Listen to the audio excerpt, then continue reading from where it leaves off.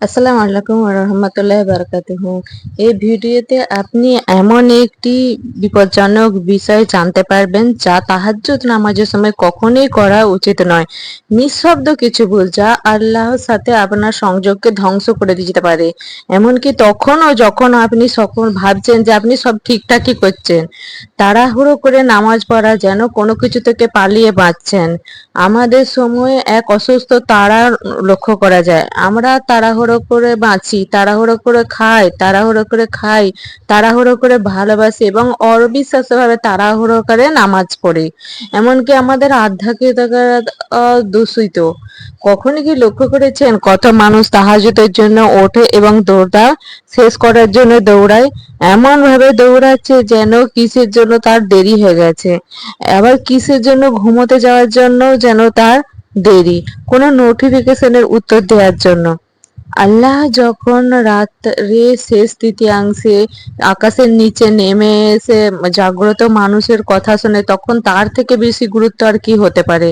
আপনি যখন তাড়াহুড়ো করে নামাজ পড়েন তখন আপনি বুঝিয়ে দিচ্ছেন যে আপনার আরো কাজ আছে, কিন্তু এটা অল্প সময়ের জন্য। এটা নিজে আপনি বুঝিয়ে দিতে চাইছেন যে আপনার বেশি টাইম নেই, আপনি তাড়াহুড়ো করে এমন ভাবে নামাজ পড়ছেন।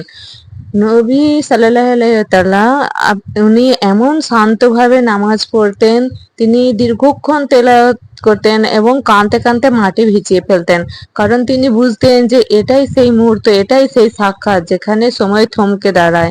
যদি আপনি দ্রুত নামাজ পড়েন তাহলে আপনি আসলে কি দিচ্ছেন? একটি ছুঁড়ে দেয়া উপহার, একটি স্বয়ংক্রিয় ভঙ্গি।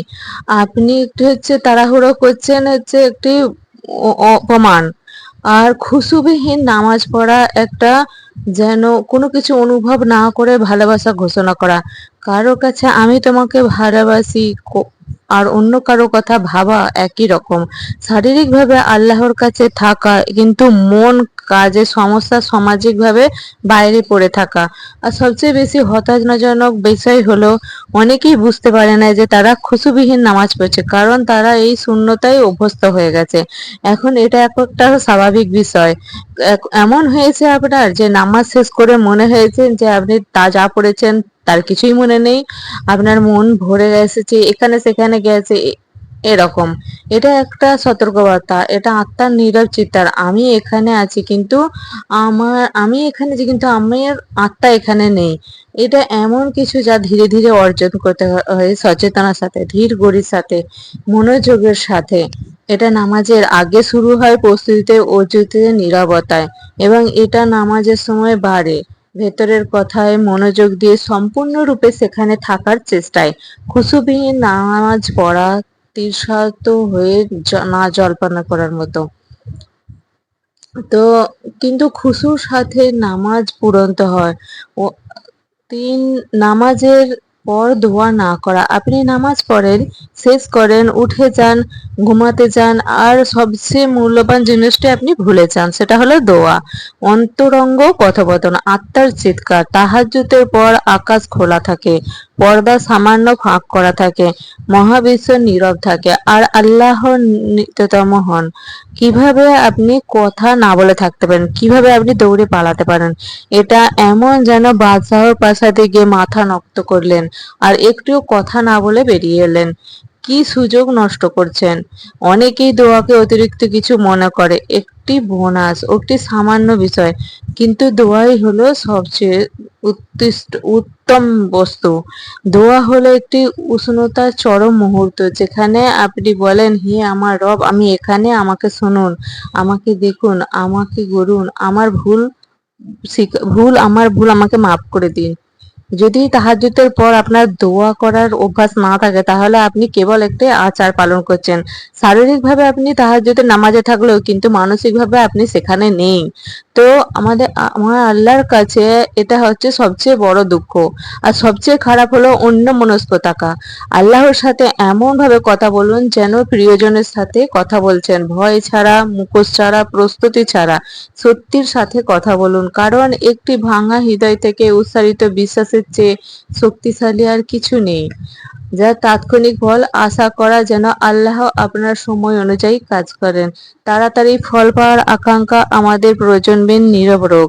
আমরা সবকিছু গতকালই পেতে চাই, দ্রুত ফল পেতে চাই, তাৎক্ষণিক পেতে চাই, তড়িৎ সমাধান পেতে চাই। তাই আমরা 3 দিন তাহাজ্জুদ পড়ি, চাই মিনতি করি, অপেক্ষা করি, কিছুই ঘটে না, আর মন ফিসফিস করে বলে কোনো লাভ হলো না, আর শয়তান ফুঁসে ওঠে, দেখেছো, সময়ের অপচয়।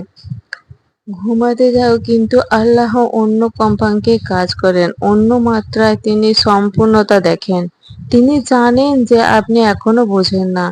যাদেরই মনে হয় তা কখনো কখনো সুরক্ষা, যা নীরবতা মনে হয় তা কখনো কখনো উত্তর, যা অনুপস্থিতি মনে হয় তা কখনো কখনো প্রস্তুতি।